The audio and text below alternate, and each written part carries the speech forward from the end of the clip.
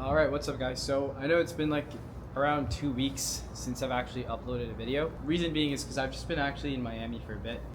So right now I'm in Fort Lauderdale. Originally I was in Miami. I'm still with Ben, but I was with Daniel and Ben, and we were staying at this like high rise in Miami, and it was pretty fun. We just did a bunch of shit. I'm gonna obviously upload a vlog actually detailing what we did, but pretty much we drove cars, we went out, we had drinks. We actually networked with one of my previous mentors, Will Howarth and Samuel Whiteman, which was super cool because, it was my mentor a year ago, but we never really met. Their agencies make around like $400K a month. So yeah, those guys are fucking killing it. But yeah, I just thought I'd make a video updating you what's been going on. So things have been a bit slow in terms of like acquisition, right?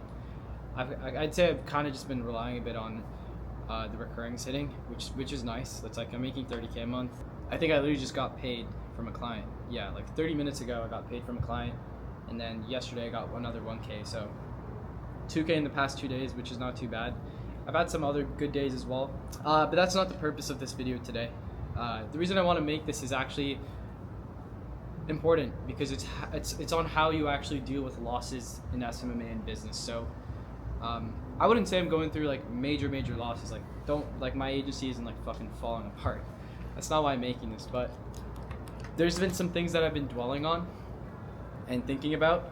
I'm not gonna call out names as well or anything, but so the first one is, there's like 3 things I'm gonna talk about. So the first one is how to deal with losing clients to other competitors or people that are in the same industry as you. So obviously in SMMA and business, there's always going to be some form of competitors that, if not, they're not doing the same thing as you, they're doing something very similar. In my industry, there's always going to be someone that has like another SMMA. And so, yeah, I have this one client that I'm actually getting decent results for. They've made over $200,000 in the past 2 months of working with me. I would say things kind of slowed down, and I wasn't really checking in with them as much, and that's my fault, right? But in the past like week or two, the leads and the amount of appointments actually slowed down. So obviously now I'm like we're making a lot of changes. That's what I was doing for the past like hour. I was talking to our VA and also my partner on like how we're gonna fix his ads, right?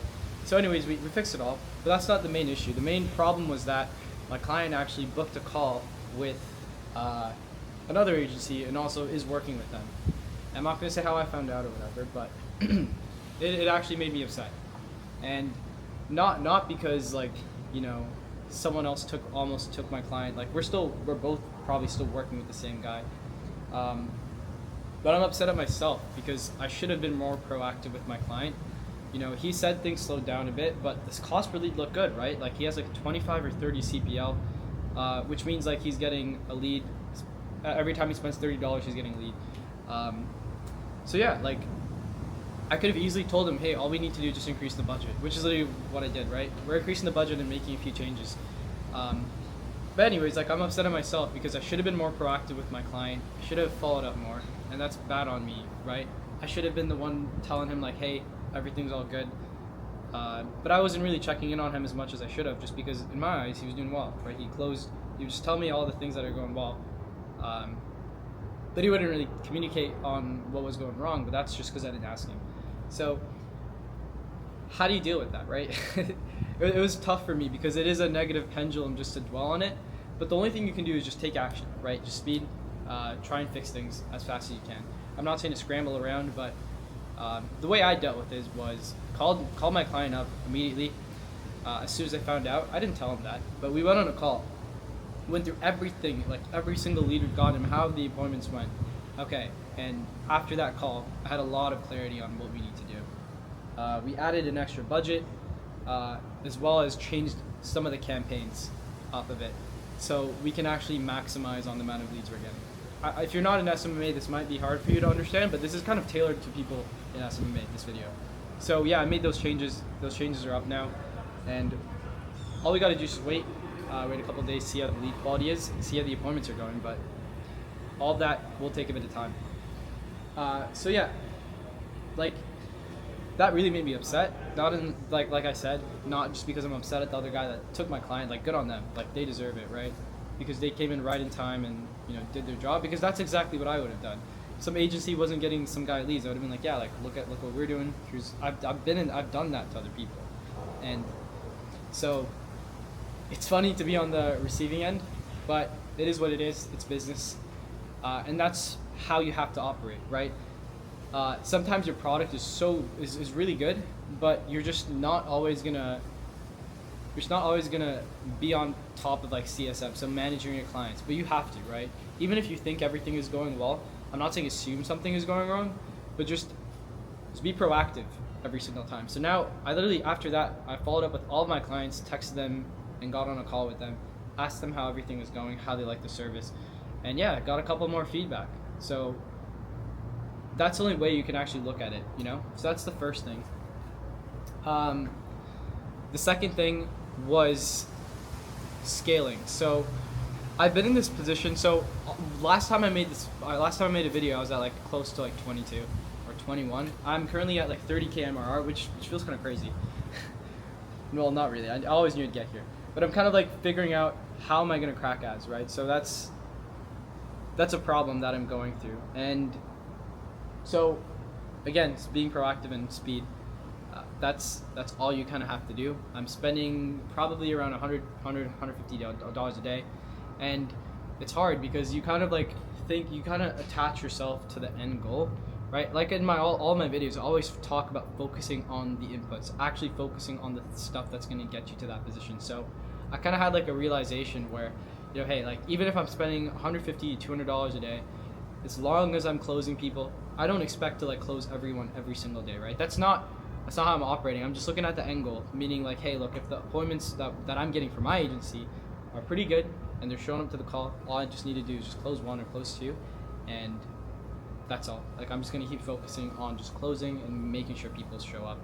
So yeah, like I just wanted to be brutally honest on that aspect of like how to actually deal with problems and bottlenecks in your SMMA, because that's something that I'm going through right now, and I want to be as realistic as I can and just, you know, share everything that I'm going through. Because if you're at 30K MRR, then you probably might relate to this too.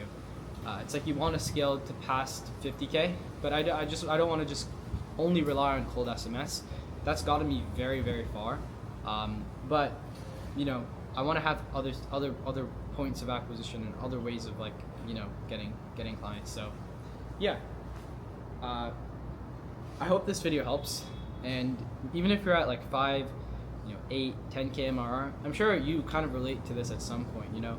Maybe you've almost lost a client, or maybe you haven't been on top of client communication and you're scared to. Because before, when my service was absolutely terrible, I dreaded like talking to my clients. I hated it. I didn't want to because I knew that I'd churn them. But now it's like I thought my service was so good, and it is good. Like, don't get me wrong. Like, I don't think anyone else is getting the results I am. Like 200K in 2 months. That kind of stuff for their clients. But I think my ego just went all the way up there, where I just really didn't think there were much issues. Like, I would just check the ads manager, be like, yep, 30 CPL, that's good.